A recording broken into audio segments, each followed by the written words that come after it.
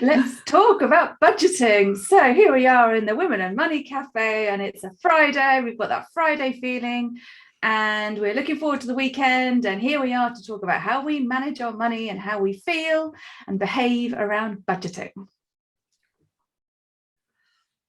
Right, in this episode, we're going to talk about budgeting, spending plan, whatever you want to call it, okay?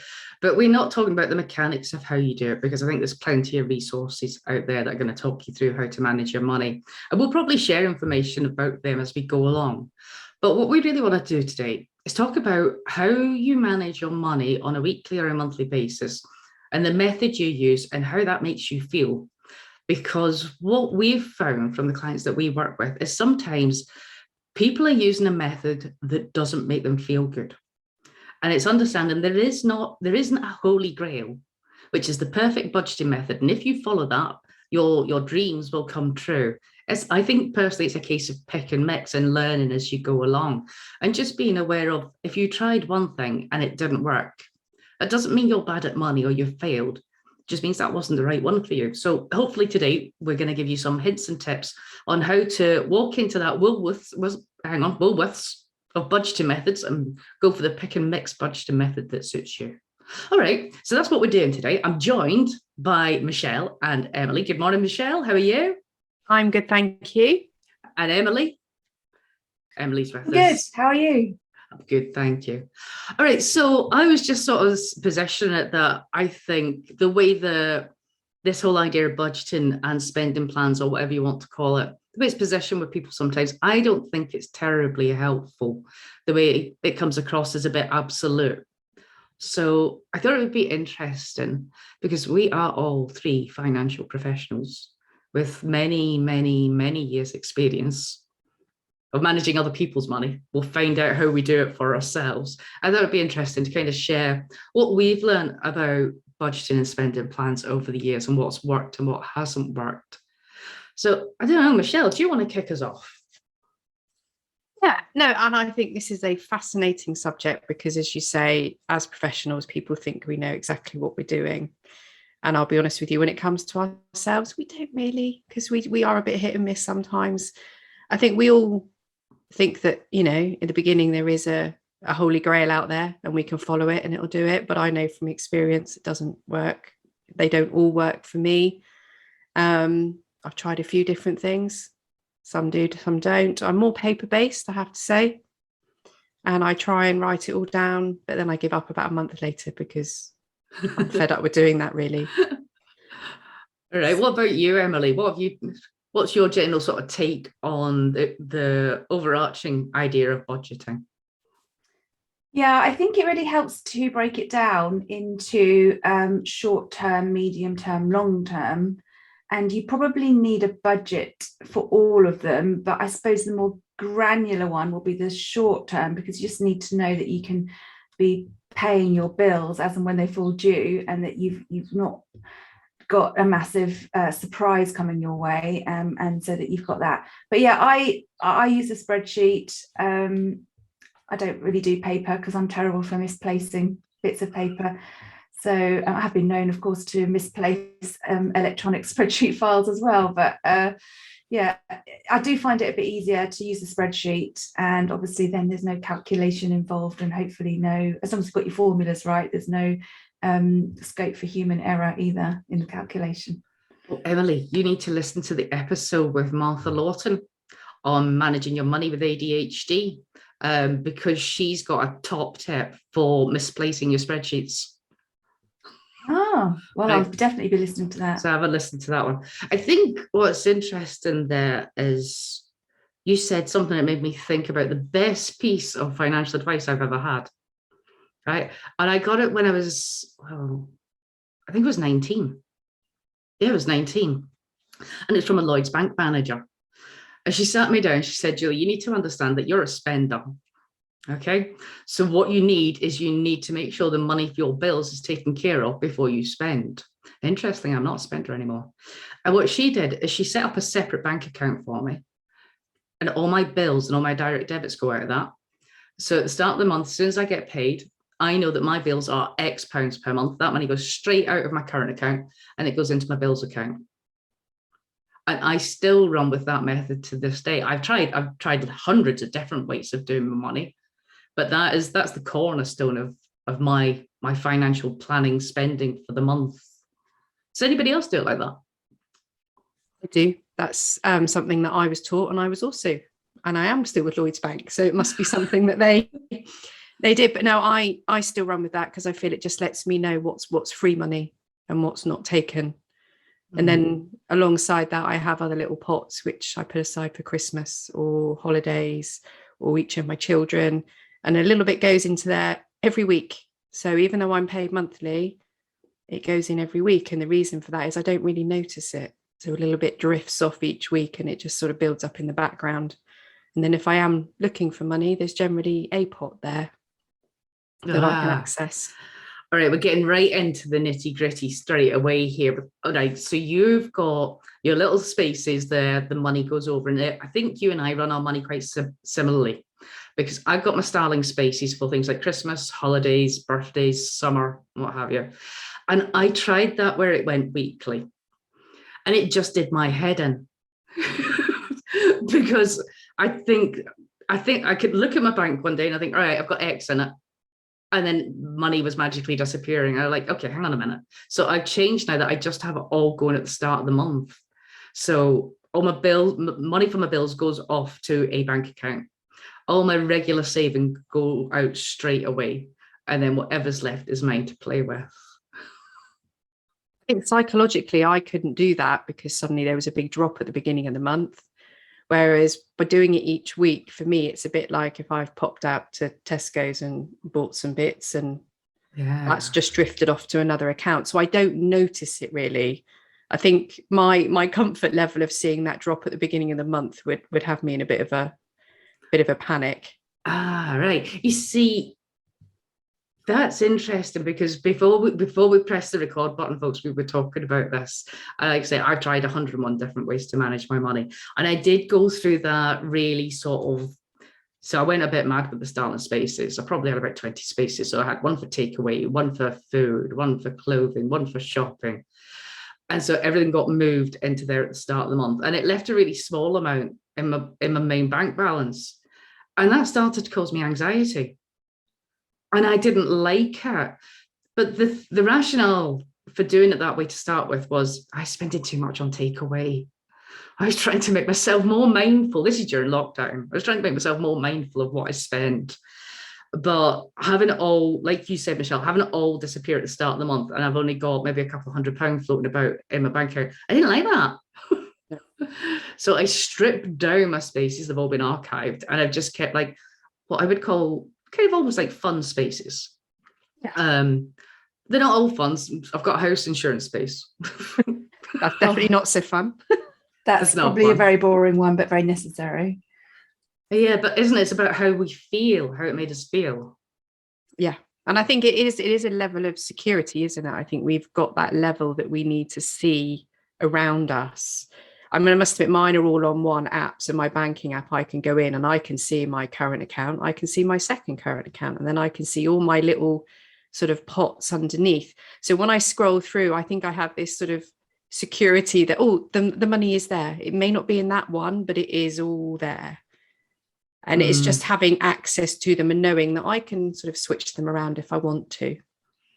Right. So has that changed from how you did things maybe 20 years ago, Michelle? Oh, definitely. I think I was at the point where things would go in, things would come out in the month. I didn't really have an idea of when they were coming out, what was happening. And it was difficult. I think you then get into the realms of overdraft and bits like that. And it makes you feel very uncomfortable. And I think I've also been through a situation where I got divorced and I was a single mum with 2 children, and I didn't have much money, and I had to then revert to cash really, because I needed to make sure I could be really, really strict with what I was spending. So I put money aside each week, and that's what I would use each week. I very rarely use my bank card because it just made me feel in control. I didn't want to lose control. That was quite a scary place to be. All right. So what you've described there is what I think is traditionally known as the envelope method, isn't it? Yeah. And that's what kind of was the starting point for us doing this episode, is that we've got one of the listeners who their background is they've never had a lot of financial security, they've never had a lot of money, and they've always had to be really specific with the budget they have for everything each week. And now they're a little bit more financially secure, and that extreme budgeting method just makes them feel anxious. So whereas in the past it didn't make them feel anxious, and it was necessary for their financial survival. Now that they've got a little bit more money and they're a little bit more comfortable, it's interesting that the same method doesn't work for them anymore. It doesn't feel good. Can you relate to that?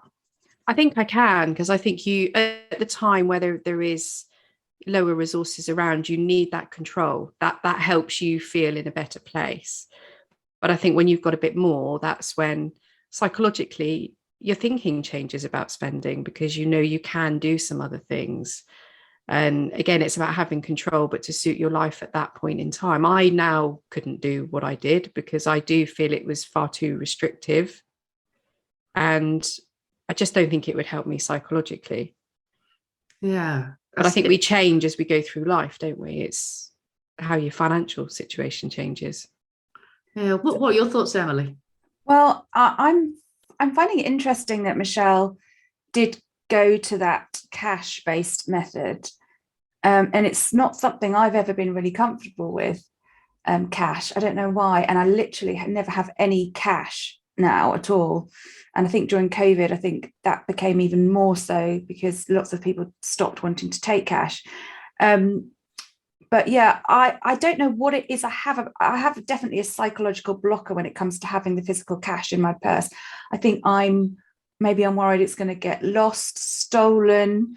I don't quite. Well, I think it can just go too quickly. And I know you can say the same of the money on the card, but I think I do keep a little mental tally in my head as I'm going through spending, or and actually it's having your phone with you all the time with your banking app. You can check at any moment. I mean, it's unbelievable that I will, because I've got lots of different business accounts as well, because I run 2 businesses.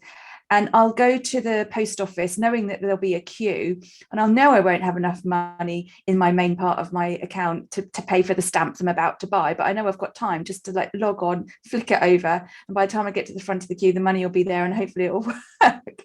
But yeah, that's easy for me to do it that way. But cash, there's something about it that I'm just a little bit psychologically blocked, I think.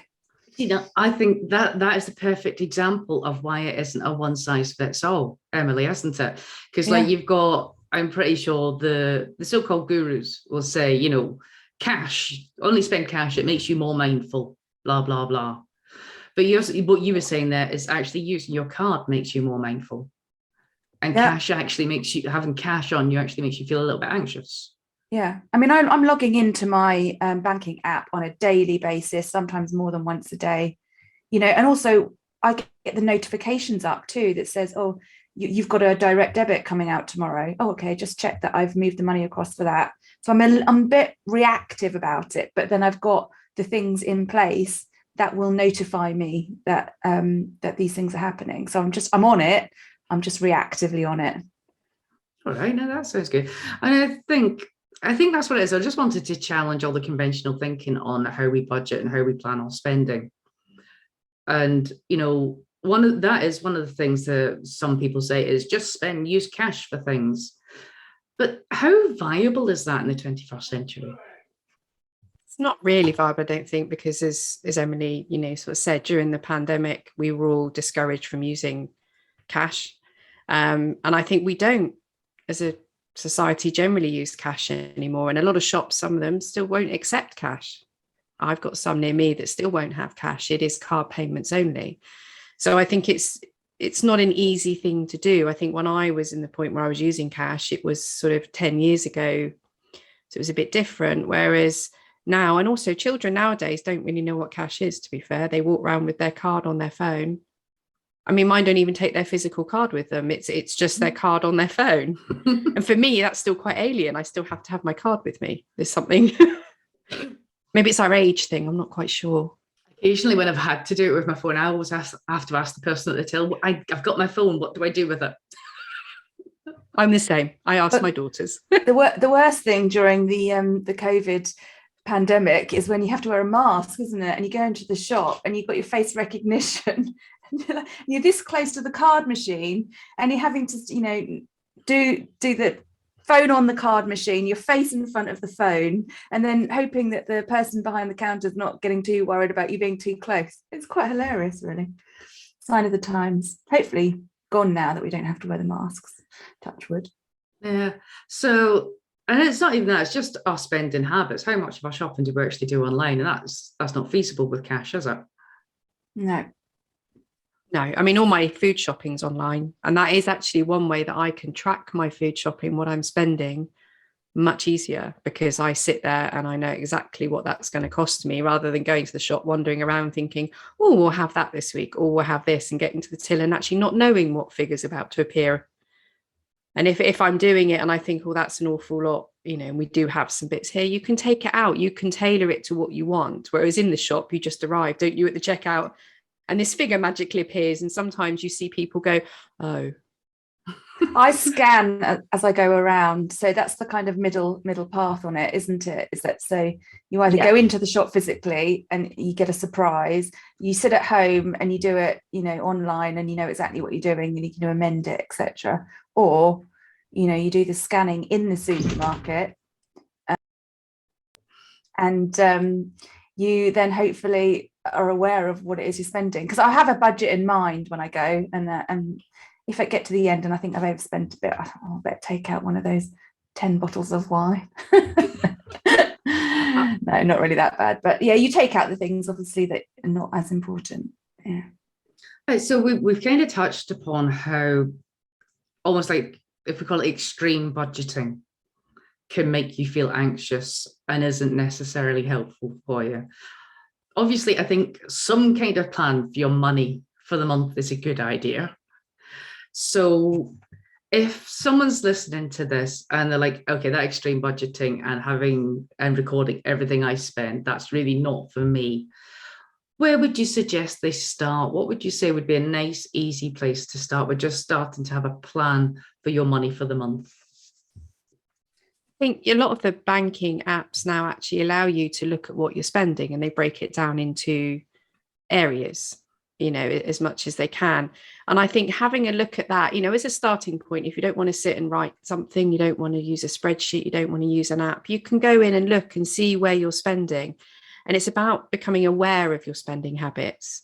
And actually, just by doing that, you may think, oh, I'm spending an awful lot of money on takeaways. I'm spending an awful lot of money on food shopping, that maybe you're throwing away a lot of food. But it just brings that awareness. And I think the awareness is key to then having more control of your money. So even if you don't want to go into that scary space yet of determining what's going to go where, it just gives you spending awareness and allows you to then prioritize actually what is more important to me. Yeah.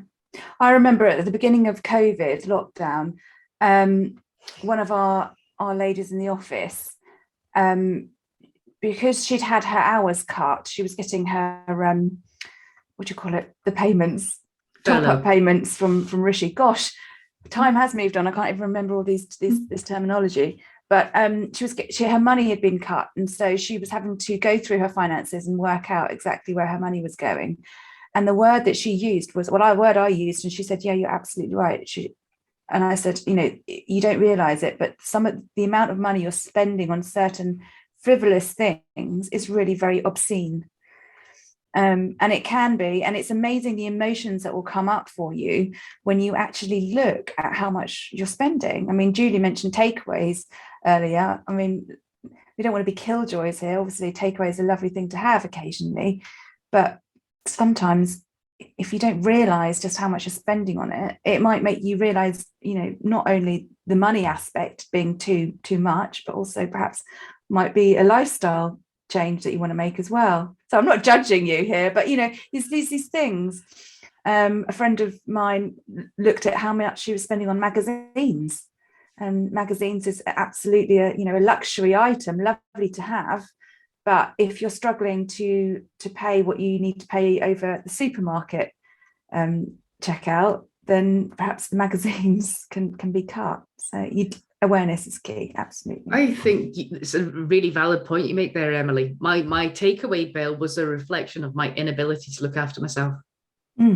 Well, yeah, it's amazing what it'll throw up for you when you do this granular analysis. Yeah, and that's why I love, like, Michelle, you were mentioning the banking apps when they start categorizing all your spending. That's what gave me the wake-up call on my takeaway bill. I think Monzo, I don't think any of us are Monzo users, but I believe Monzo can get really, really deep in the budgeting for you. So what it'll allow you to do is tag different spending categories, and you set a budget for that category. And once you've hit it, Monzo's not letting you have it anymore. Really? Oh, until gosh. you go in and change your tags. Oh gosh. It brings awareness again, though, doesn't it? It's allowing you to see when you're going over that. And I think, as we said, budgeting can cause anxiety, but also, you know, having a budget in place or having some kind of control in place reduces your anxiety as well. Yes, it sounds like it's about figuring out where you are right now and what's going to cause you the least anxiety.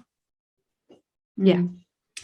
I've just been on a skiing holiday, and we've just, you know, I think there were about 7 families of us in total, and we had this amazing app. I don't know if you've heard of it, called Splitwise. I mean, this is obviously something that works on a group basis where you're wanting to split bills, but it just took the stress out of things, because on previous holidays, you kind of got the impression there's always somebody getting to the bar first, and then you were feeling guilty, or, you know, you were counting how many people are around and you were working out, oh, was this fair? You know, you might not be relaxing into the holiday because you're too worried about that element of it. But Splitwise is amazing because you put in the amount that you've spent, you give the description of where it's been spent so that you can remember, oh yeah, I was in that bar. I think I did have that tequila.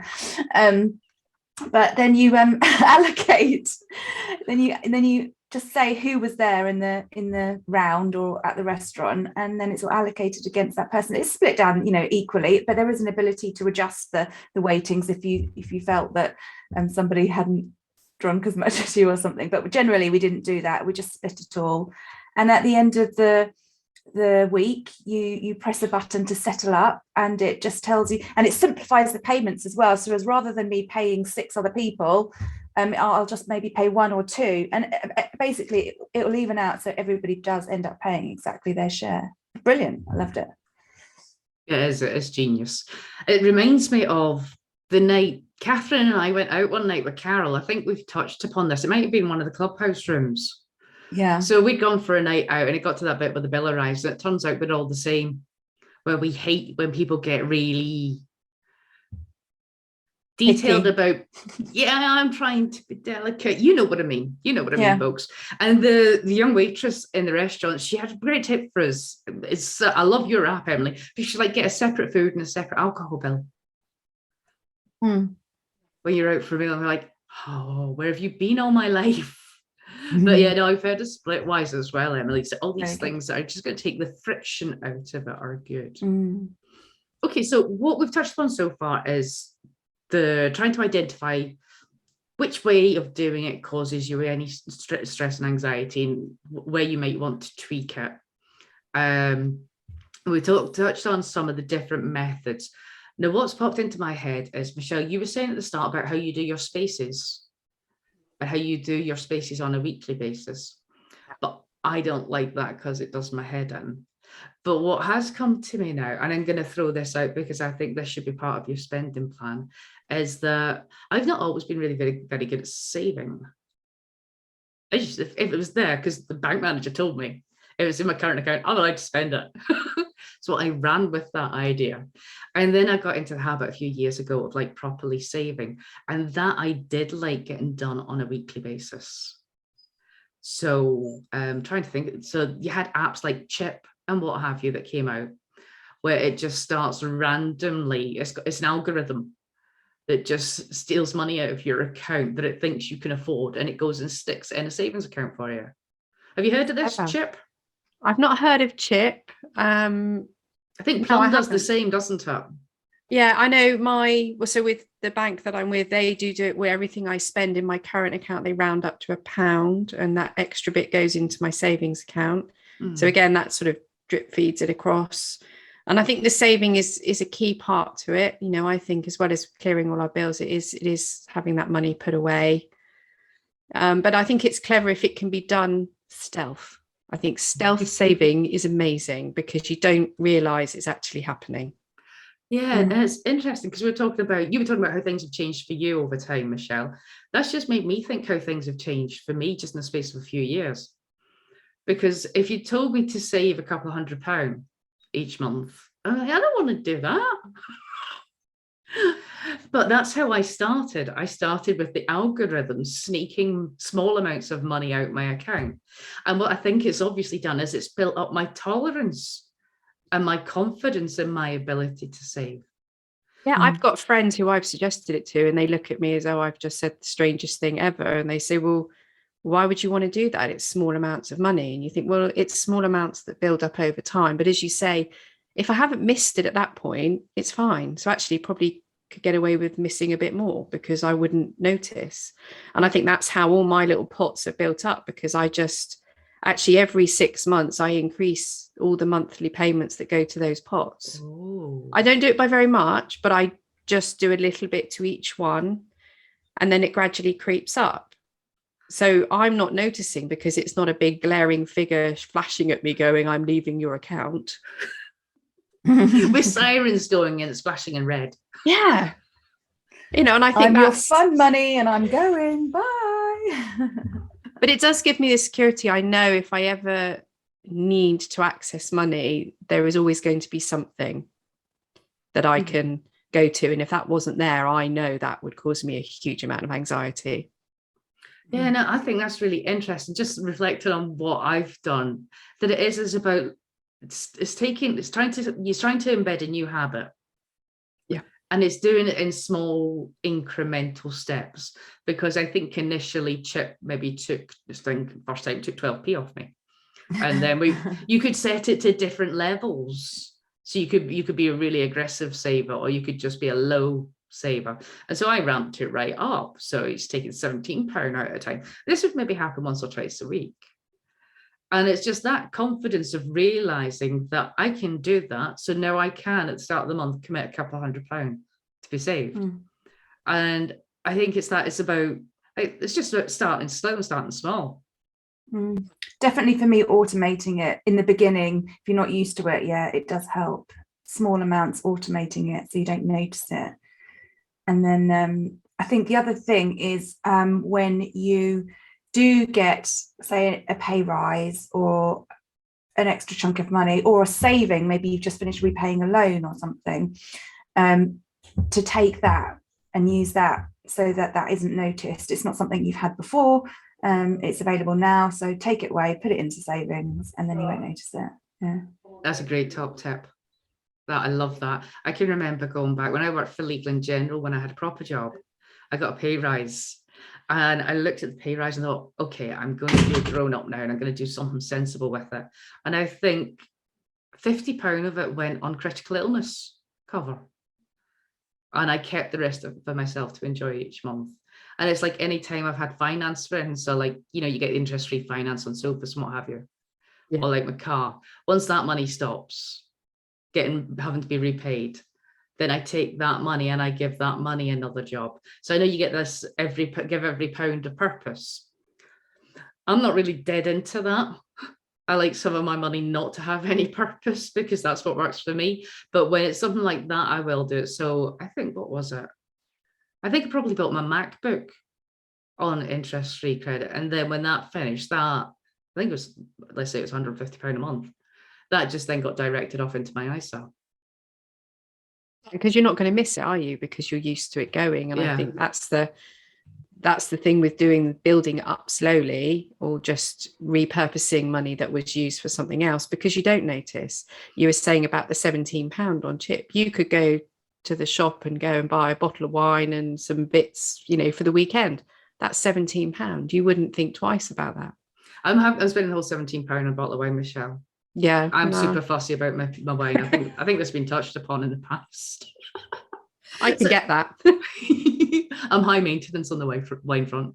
So, Emily, I'm just curious because we're all roughly the same age. I'm just wondering how maybe you do your money differently now to how you maybe did it, I don't know, 10, 20 years ago, 5 years ago, even. Julie, my Wi-Fi let me down a little bit there. And so you're going to have to repeat that question. Sorry. Hang on. We'll do that.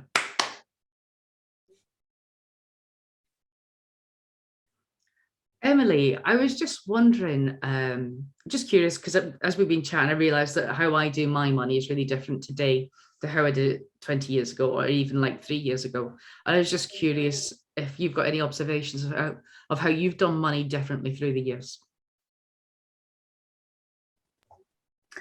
Yeah, 20 years ago, so do the maths, I would have been 26. Wow. Oh my goodness, my 20s. Yeah, that I was not good at all in my 20s.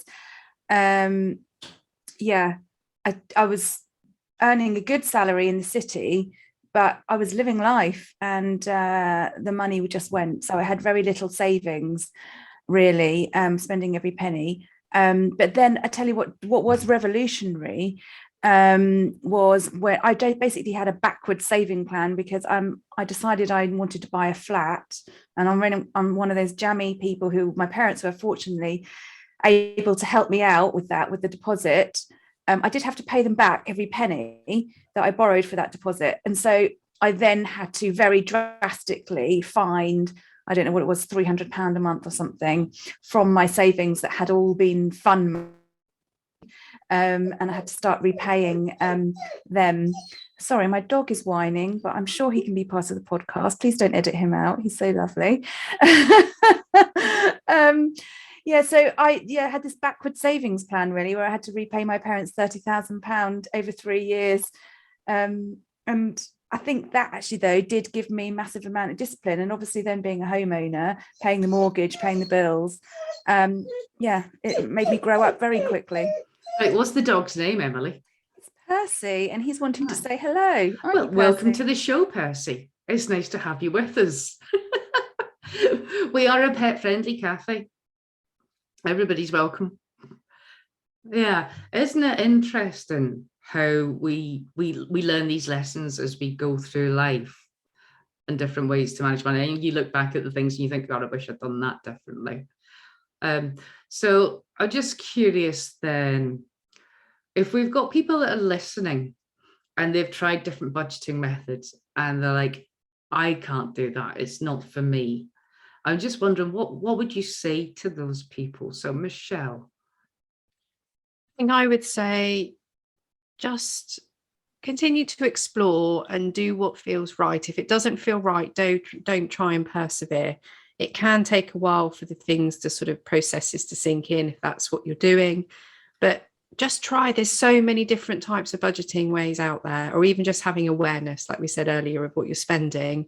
That's a good starting place. And often it will snowball from there, because you'll get that awareness and then you get curiosity and you lead you further into it. But don't give up on it fully, but don't be, driven by it. Just allow it to happen naturally and find what suits you. All right. What about yourself, Emily? I would maybe sort of get quite sort of end point focused and remind yourself what it is you're saving it for. Because if it is a holiday, or if it's, to pay some university education for children, or it's to upgrade your house, do the equivalent of, the skinny model in her bikini on the fridge. Stick a photo of that dream holiday or that beautiful house, stick it somewhere, and just, every time you find it hard, or every time you're tempted to stick a load of random things into the Amazon basket that you don't need, just look at the photo and no, I need to stay on track here. This is what I'm aiming for, and just try, but don't beat yourself up about it. A bit like being on a diet. Sometimes those sort of cream cakes can sort of find their way to your mouth without you realizing, and sometimes, you'll slip up, but doesn't mean that all is lost, and you can still get back on track. That's what I would say. Yeah, try and keep focused. All right, I think that's fantastic advice, Michelle and Amy. Thank you for that. I think basically what I'm taking from this is what you do with your money on a monthly basis or a weekly basis, or however you choose to manage it, you should be feeling empowered by the choices that you've made. And if the way of doing it doesn't leave you feeling empowered, then it's maybe time to experiment with some different methods. And you know, the three of us, we've been doing this for a while, and we don't believe, I think, I speak on behalf of all of us when I say we don't think there's one way to do this. No, absolutely No, not. there isn't. No. Try No. lots of different things, see what works. So it doesn't mean that you're doing money wrong or you're bad with money. It's just the way you're doing it right now isn't right for you. So go experiment. And we would love to hear what experiments you've dabbled with and what successes you've had. All right, ladies. Right, Emily, thank you very much for joining us today. Pleasure. Nice to have seen you. All right. And Michelle, thank you. Thank you very much. Lovely to be here. All right. And we'll look forward to chatting with you again in the next episode. Bye-bye.